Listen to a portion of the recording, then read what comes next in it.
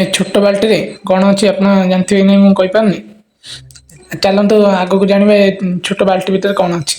ଜୟ ଜଗନ୍ନାଥ ସାଙ୍ଗମାନେ, ବହୁତ ଦିନ ପରେ ବ୍ଲଗ ଆସୁଛି, ସେଥିପାଇଁ କ୍ଷମା ମାଗୁଛି।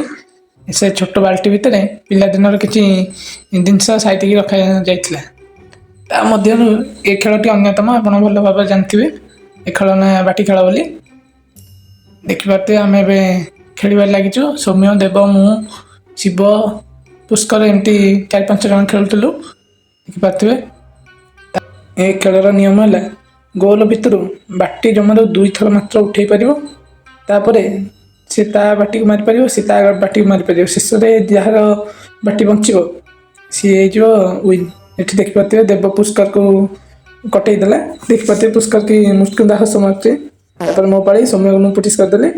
ଆଉ ବାଟି ଟିକେ ମୋର ହେଇଗଲା। ଦେଖିପାରୁଥିବେ କେତେ ଆଖି ବୁଜିକି ପୁରା ଗୋଟେଇ ପକାଉଛି। ଆଜିର ବ୍ଲଗ ଏଇଠି ଏଣ୍ଡ ହେଲା। ରହିଲି, ଜୟ ଜଗନ୍ନାଥ।